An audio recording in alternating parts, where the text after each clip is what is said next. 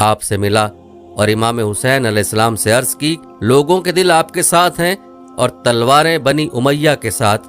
قضائے الہی آسمان سے اتری ہے اور اللہ تعالیٰ جو چاہتا ہے کرتا ہے، لیکن آپ نے اس کے باوجود سفر کو بدستور جاری رکھا۔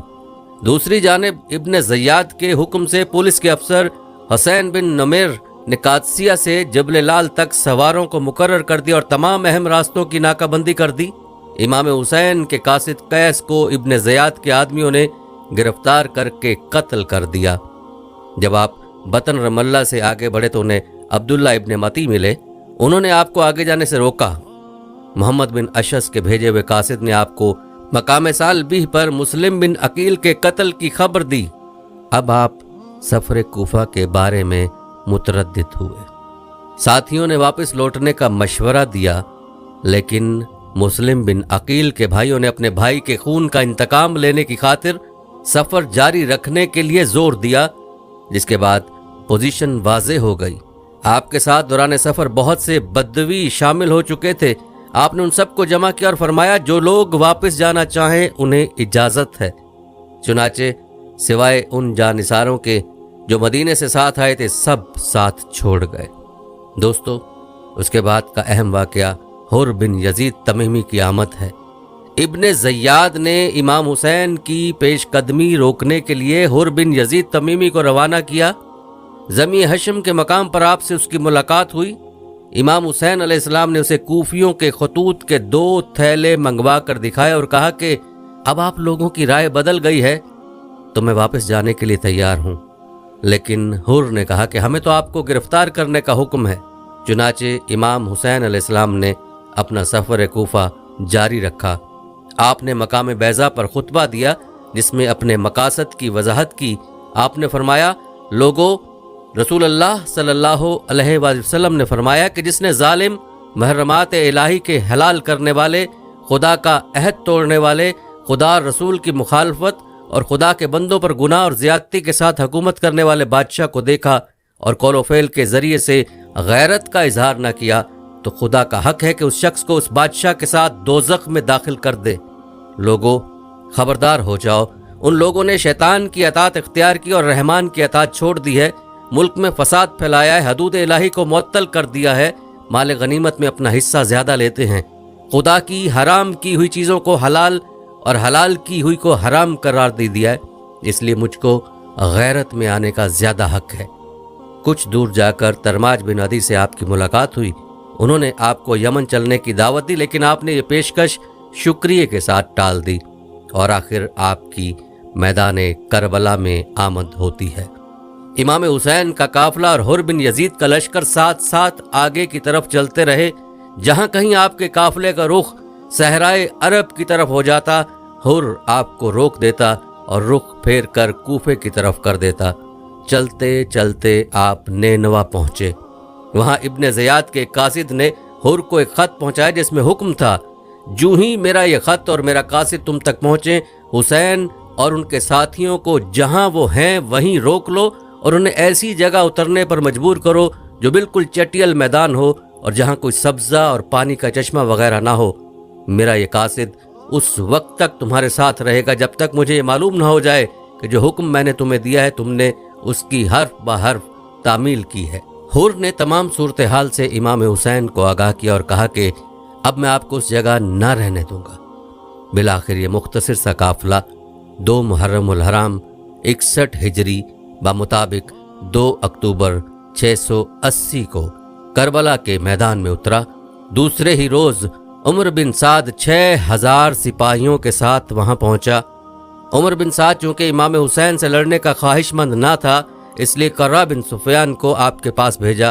قرہ بن سفیان سے امام حسین نے کہا کہ اگر تمہیں میرا آنا ناپسند ہے تو میں مکہ واپس جانے کے لیے تیار ہوں، لیکن ابن زیاد نے اس تجویز کو تسلیم کرنے سے انکار کر دیا اور عمر بن سعد کو حکم دیا کہ اگر امام حسین علیہ السلام بیعت نہ کریں تو ان کا پانی بند کر دیا جائے۔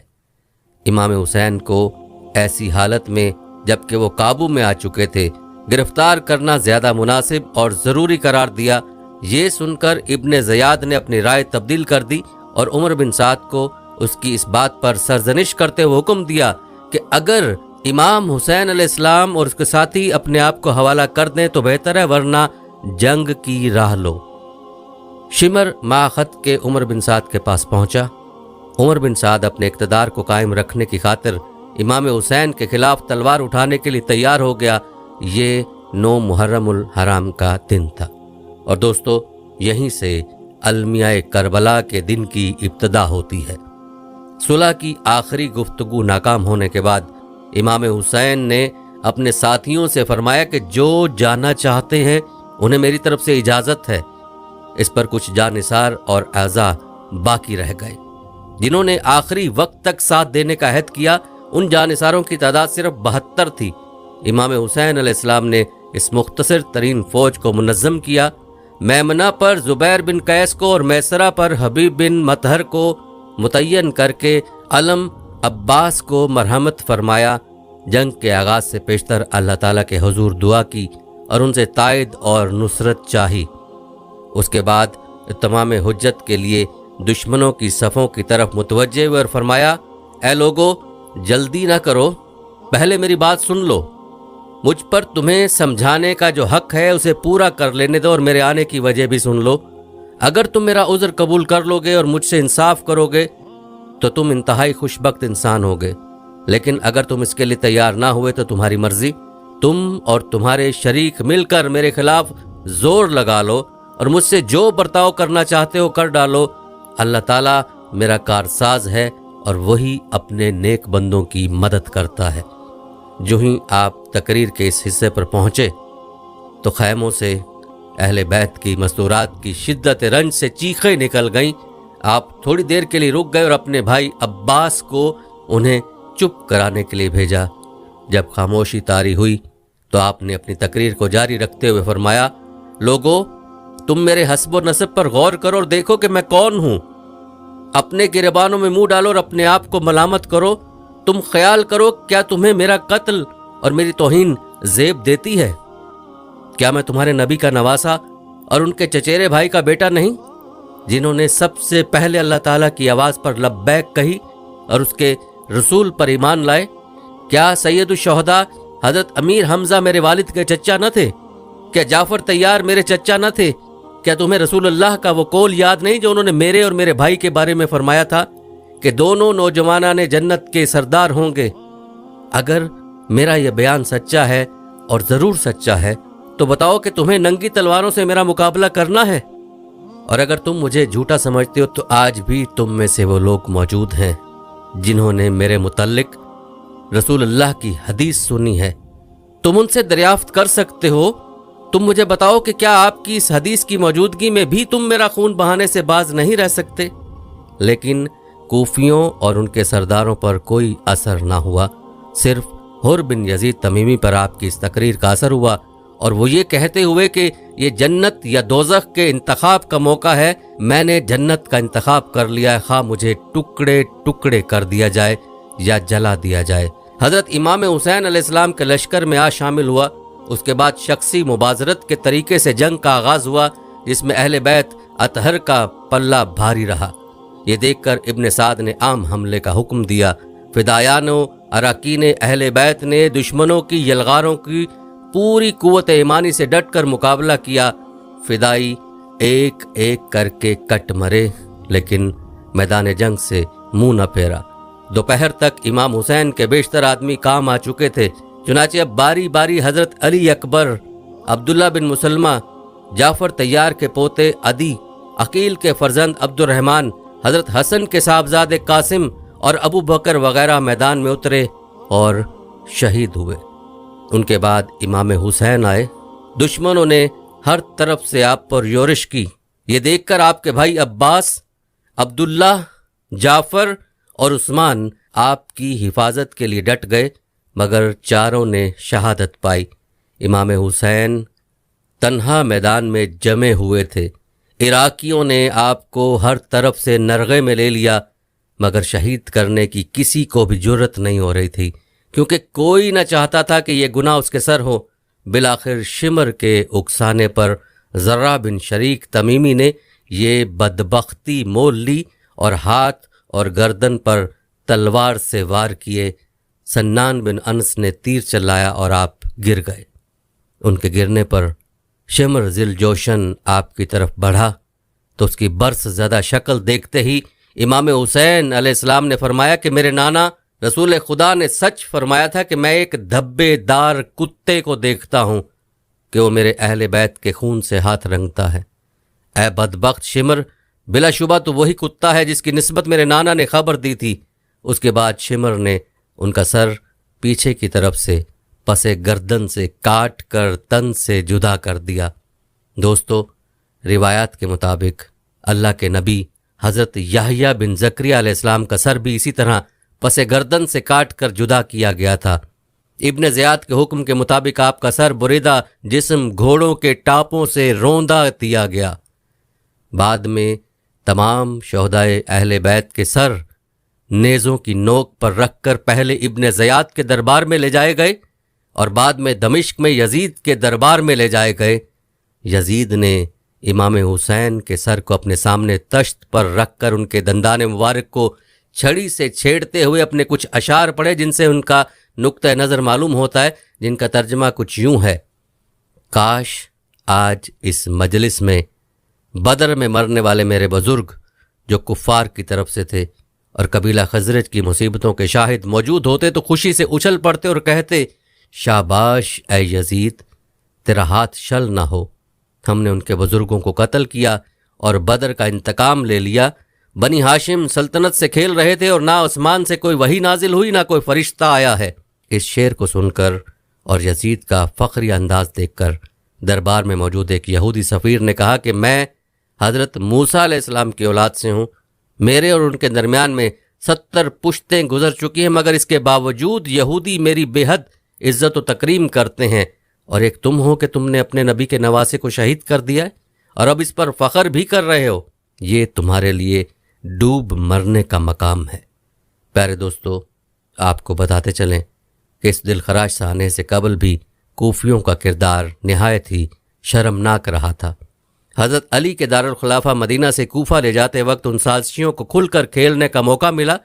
بظاہر یہ سازشی حب علی کا لبادہ اوڑھے رہا کرتے تھے، لیکن آپ کی ذات اطہر سے بھی الٹے سیدھے سوالات کرنا ان کا وتیرہ تھا۔ ایک موقع پر ان لوگوں نے حضرت علی سے سوال کیا، مولا، آپ سے پہلے کے خلفاء کے دور میں امن و امان تھا، مگر آپ کے دور میں یہ کیوں انکا ہے؟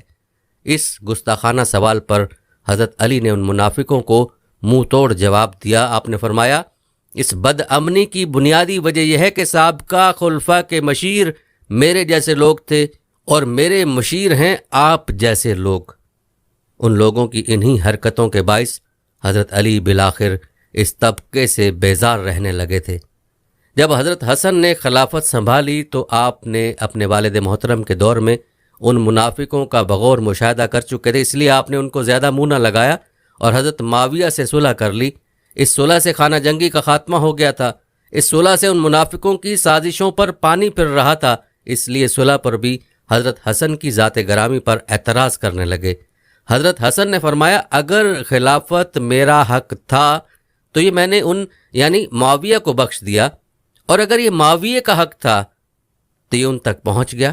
جن کوفیوں نے امام حسین علیہ السلام کو خطوط لکھ کر کوفہ آنے کی دعوت دی، ان کی تعداد ایک روایت کے مطابق 12,000 اور دوسری روایت کے مطابق 18,000 تھی، لیکن جب جنگ کی نوبت آ گئی تو ان بے وفا اور دغاباز لوگوں میں سے کسی نے حضرت حسین کا ساتھ نہ دیا اور کھڑے تماشا دیکھتے رہے، یہاں تک کہ آپ نے اپنے جانثار ساتھیوں کے ہمراہ جام شہادت نوش فرمایا۔ حضرت حسین سے غداری کی سزا ان کو انہی کے ہاتھوں قیامت تک ملتی رہے گی انشاءاللہ۔ پیارے دوستو، اس سانحہ سے جڑے کچھ مزید اہم واقعات اور پہلو ایسے ہیں کہ جن کا تذکرہ یہاں ضروری ہے، اس لیے ویڈیو کو سکپ مت کیجیے گا اور آگے بڑھنے سے پہلے ویڈیو کو لائک ضرور کر دیں۔ دوستو، آپ کو بتاتے چلیں کہ شہادت حسین کے بارے میں رسول اللہ صلی اللہ علیہ وآلہ وسلم کی پیش گوئی بھی روایات میں موجود ہے۔ آپ صلی اللہ علیہ وآلہ وسلم نے اپنی زوجہ ام سلمہ رضی اللہ عنہا کو کچھ مٹی دی تھی اور فرمایا تھا کہ اے ام سلمہ، جب یہ مٹی سرخ ہو جائے یعنی خون میں بدل جائے تو سمجھ لینا کہ میرا بیٹا حسین شہید کر دیا گیا۔ ایک دن ان کی بیٹی ان سے ملنے گئیں تو آپ زارو قطار رو رہی تھیں۔ پوچھا گیا تو ام سلمہ رضی اللہ عنہا نے بتایا کہ ابھی رسول خدا صلی اللہ علیہ وآلہ وسلم خواب میں تشریف لائے تھے، ان کی آنکھوں سے آنسو بہہ رہے تھے اور آپ کے سر انور اور داڑھی مبارک پر مٹی تھی۔ میں نے پوچھا آقا یہ گرد کیسی؟ تو فرمایا کہ اے ام سلمہ ابھی اپنے حسین کے قتل کا منظر دیکھ کر میدان کربلا سے آ رہا ہوں۔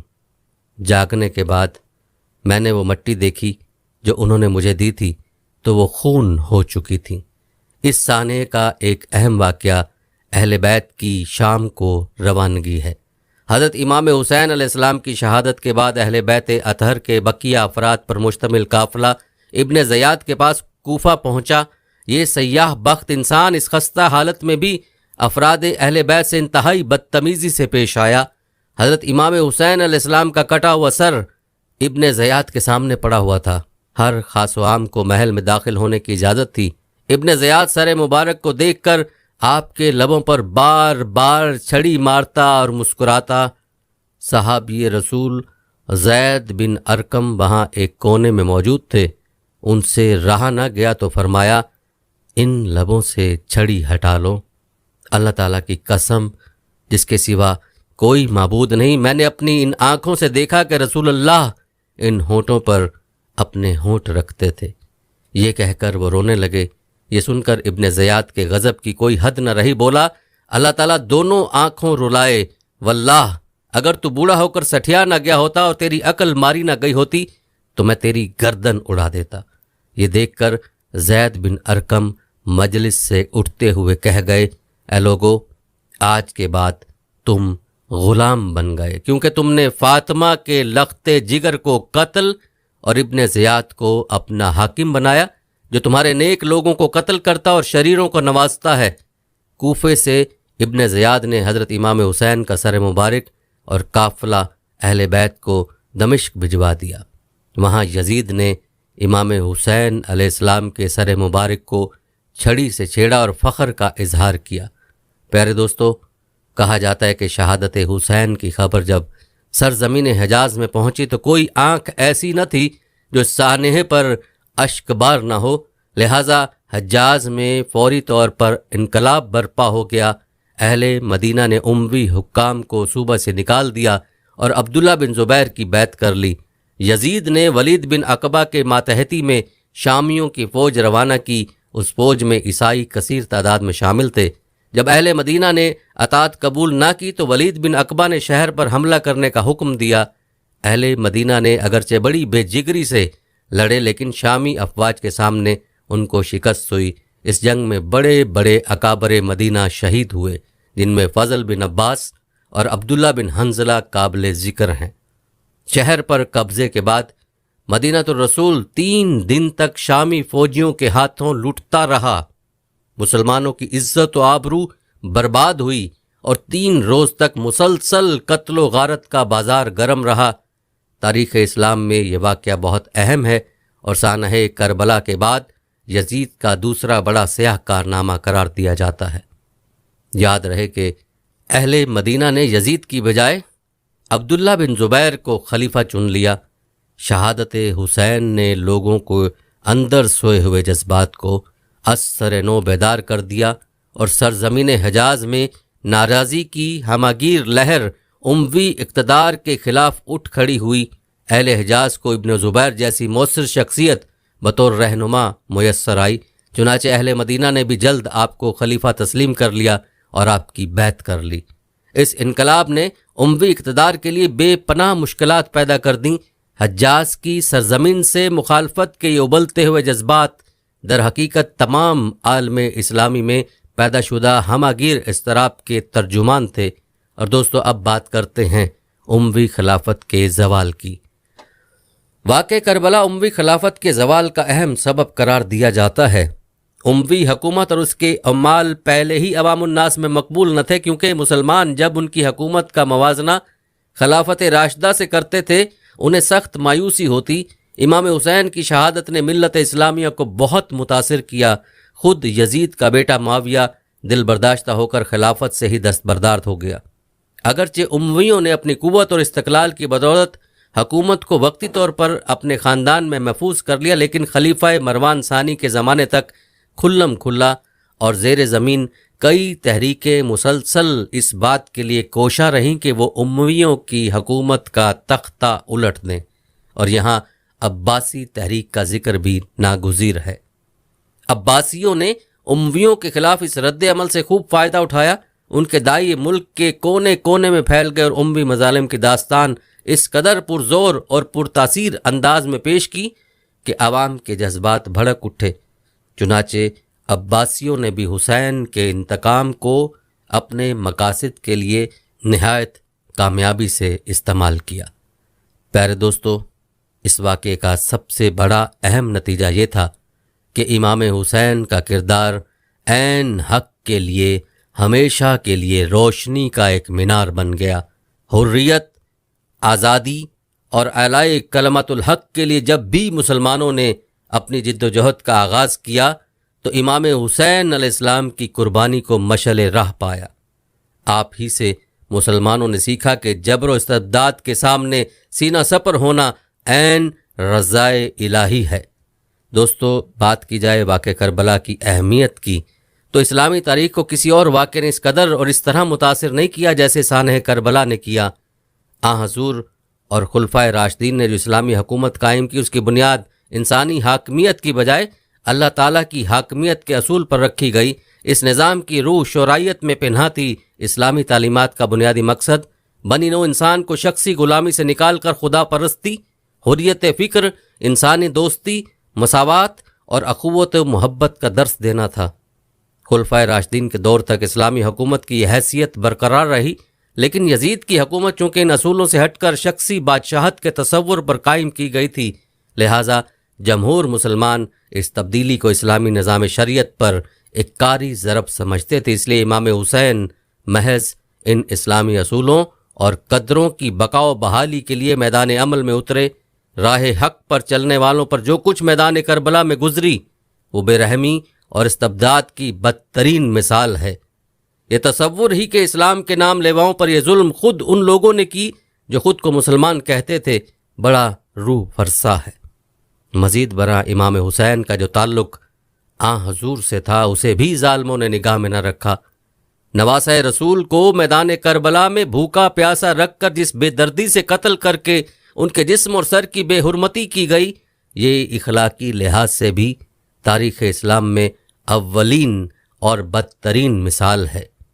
یہاں یہ نقطہ قابل غور ہے کہ جب شخصی اور ذاتی مصالح ملی، اخلاقی اور مذہبی مسلطوں پر حاوی ہو جاتے ہیں تو انسان درندگی کی بدترین مثالیں بھی پیش کرنے کے قادر ہے، اور ایسی مثالوں سے تو یورپ کی ساری تاریخ بھری پڑی ہے۔ لہٰذا ان حقائق کی روشنی میں سانحہ کربلا کا جائزہ لیا جائے تو یہ واقعہ اسلام کے نام پر سیاہ دھبا ہے، کیونکہ اس سے اسلامی نظام حکومت میں ایسی خرابی کا آغاز ہوا جس کے اثرات آج تک محسوس کر رہے ہیں۔ لیکن اگر ہم اس سانحے کو اسلام کے نام پر ایک سیاہ دھبا بھی قرار دیں تو یہ تصویر کا صرف ایک رخ ہوگا، کیونکہ جہاں تک حق و انصاف، حریت و آزادی اور اعلاء کلمت الحق کے لیے جد و جہد کا تعلق ہے، یہ کہنا درست ہوگا کہ سانحہ کربلا تاریخ اسلام کا ایک شاندار اور زرعی باب بھی ہے۔ جہاں تک اسلامی تعلیمات کا تعلق ہے، اس میں شخصی حکومتوں یا بادشاہت کا کوئی تصور موجود نہیں۔ یزید کی نامزدگی اسلام کے نظام شرعیت کی نفی تھی، لہٰذا امام حسین نے جس پامردی اور صبر سے کربلا کے میدان میں مصائب و مشکلات کو برداشت کیا، وہ حریت، جرت اور صبر و استقلال کی لازوال داستان ہے۔ باطل کی قوتوں کے سامنے سرنگوں نہ ہو کر آپ نے حق و انصاف کے اصولوں کی بالادستی، حریت فکر اور خدا کی حاکمیت کا پرچم بلند کر کے اسلامی روایات کی لاج رکھ لی اور انہیں ریگزار عجم میں دفن ہونے سے بچا لیا۔